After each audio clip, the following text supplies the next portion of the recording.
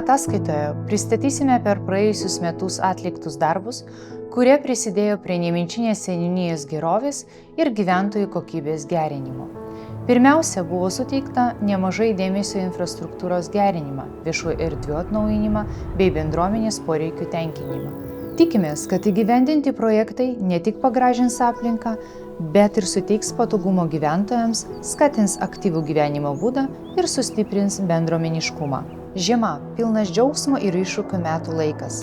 Daugumo žmonių labiausiai mėgiamas laikas, nes pasitinkame gražiausias metų šventes – kūčios, kalėdos, naujieji metai, tačiau kartu su džiaugsmu dažnai tenka susidurti su kasdieniais iššūkiais.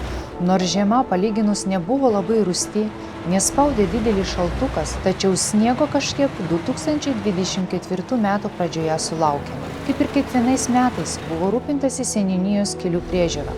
Žiemą buvo valomi keliai nuo sniego, barstomi smėlio mišiniu. Po žiemos polaidžio, kai žvyrkeliai buvo pažeisti dėl tirpstančio sniego, išeinančio įšalo iš grunto ir prastų oro sąlygų, žvyrkelių būklė labai suprastėjo. Vilniaus rajono savivaldybės administracija skiria finansavimą polaidžio padariniams šalinti. Už skirtas lėšas buvo pagerinti žvyrkelio blogiausi ruožai ir atkarpos tokiuose kaimuose kaip Voskonių, Akavytų, Purnuškių, Mazolioniškių, Radivoniškių, Girijos bei Piliakalnio Ąžuolų gatvėje. Šie darbai užtikrino ne tik geresnį privažiavimą vietos gyventojams, bet ir saugesnį eismą tiek vietiniams, tiek pro šalį keliaujančioms transporto priemonėms. Į seniūniją dažnai kreipiasi gyventojai prašydami įrengti įvairias techninės eismo reguliavimo priemonės, kurios padėtų užtikrinti saugesnį eismą gyvenamosiose vietovėse. Tarp dažniausiai minimų prašymų yra kelio ženklų, greitį mažinančio kalnelio ir kitų saugumo priemonių įrengimas. Atsižvelgiant į šios gyventojų prašymus buvo priimtas sprendimas įrengti greitį mažinantį kalnelį plato Raudonvario kaime Gamyklos gatvėje. Dėl šio sprendimo gerokai pagerėjo eismo sąlygos, o gyventojai pasijuto saugiau žinodami, kad gatvėje laikomasi taisyklių, kurios ne tik saugo jų gyvybės, bet ir prisideda prie gyvenamosios aplinkos kokybės gerinimo. Toks sprendimas atspindi seniūnijos atsakomybę ir rūpestį bendruomenė bei siekį kurti saugią ir patogią aplinką visiems gyventojams. Kadangi Nemenčinės seniūnijos gyventojų opiausia problema yra keliai, tai seniūnija deda visas pastangas, kad pagerinti kelių kokybę. Vienas iš rimtesnių darbų buvo atliktas Raudonvario kaime Gamyklos gatvėje, kur vyko kapitalinis kelio remontas. Be to, siekiant gerinti susisiekimo sąlygas ir užtikrinant patogesnį judėjimą aplinkiniuose kaimuose, atlikti kelių pažvyravimo darbai Dasionio ir Voskonių kaimuose. Tai padėjo gerokai pagerinti kelių būklę, užtikrinant saugesnį ir komfortiškesnį važiavimą ypač pavasarį ir rudenį, kai dėl lietaus ir purvo keliai dažnai yra sunkiai pravažiuojami. Šie darbai prisideda prie vietos infrastruktūros gerinimo, skatindami ekonominį augimą ir gerinant gyvenimo kokybę kaimo gyventojams. Kitas, ne ką mažiau reikšmingas darbas buvo šaltojo asfalto regeneravimo būdu sutvarkyta Vilijos gatvė Kreivalaužių kaime. Šis inovatyvus metodas leido efektyviai ir greitai atnaujinti gatvės dangą, nes naudojant šaltą asfaltą ne tik atstatoma jo paviršiaus kokybė, bet ir sumažinama aplinkos tarša. Regeneravimo proceso metu buvo pasitelkta moderni technika, leidžianti suremontuoti seną asfaltą, išlaikant aukštą kokybę ir mažinant išlaidas. Atėjus vasarai šis laikotarpis buvo skirtas kelių kraštinių šienavimui, šlavimui ir valymui nuo įvairių nešvarumų. Be to buvo atliekami pralaidų valymo darbai ir taisomos išdaužos, kad keliai būtų ne tik saugus, bet ir tvarkingi, užtikrinantis sklandų eismą visais metų laikais.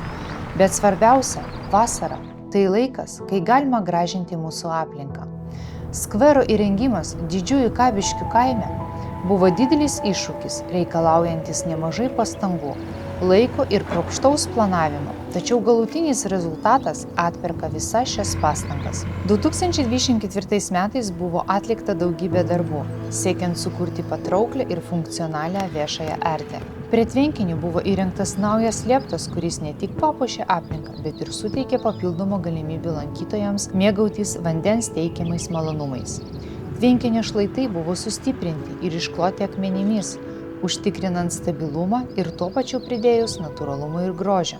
apželdinimo darbai buvo atlikti profesionaliai, pasodinta daugiau nei 600 įvairių augalų, kurių spalvų ir formų įvairovė skverą pavers ateityje žaliu rojumi. O sezono kaita suteiks erdvei nuolatinį naujumą.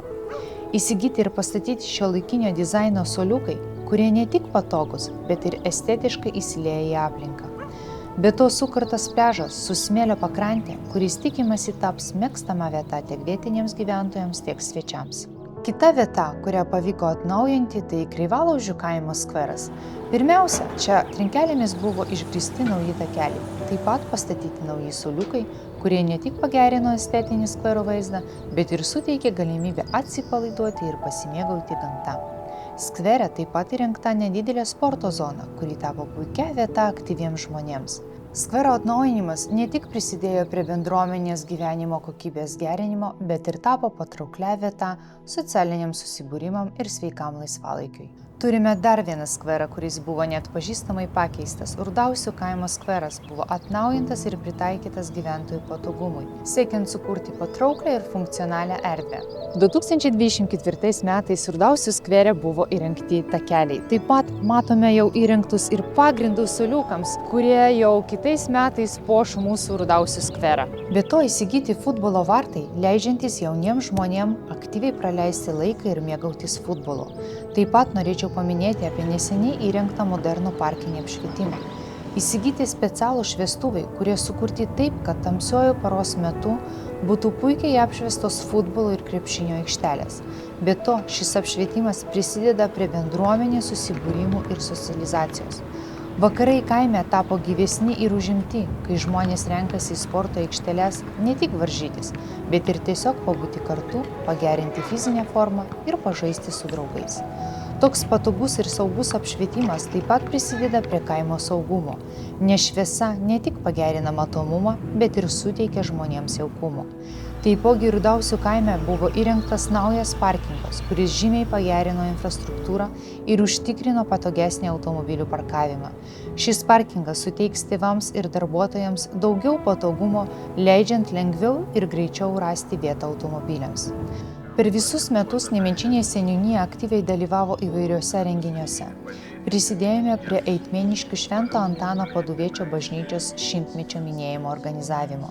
Šis minėjimas buvo svarbus ir jaudinantis įvykis vietos bendruomeniai. Ši iškilminga proga sutraukė gausų būrį tikinčiųjų, svečių ir vietos gyventojų, kurie susirinko pasidžiaugti bažnyčios ilgaamžę istoriją ir jos reikšmę bendruomeniai. Seniūnija gauna nemažai kvietimų įvairius renginius ir kviečia dalyvauti įvairiose šventėse. Viena iš tokių smagių švenčių vyko Rudausių kaimo vaikų darželėje. Mažieji gyventojai šventė tradicinę šventę Pinų Pinė, kuri subūrė tiek vietinius gyventojus, tiek svečius. Rudausių kaimo skveras virto džiaugsmo ir šurmulio kupina vieta, kurioje vaikai ir suaugusieji kartu šoko, dainavo ir linksminosi. Renginio metu netrūko šypsenų ir geros nuotaikos. Tai buvo tikra šventė, kurioje visi dalyviai galėjo pasimėgauti bendruomeniškumu ir šventinę atmosferą. Ir pabaigai galime pasidžiaugti, kad pavyko sėkmingai įgyvendinti visus numatytus darbus ir projektus. Visa tai buvo įmanoma tik seniūnijos darbuotojų, Vilniaus rajono savivaldybės administracijos ir bendruomenės dėka. Tikimės, kad ateityje mūsų laukia dar daugiau bendrų iniciatyvų, naujų darbų ir projektų, kurie prisidės prie seniūnijos augimo ir gerovės. Kiekvienas pasiektas rezultatas yra žingsnis į priekį, o ateitis atrodo pilna galimybių ir naujų iššūkių.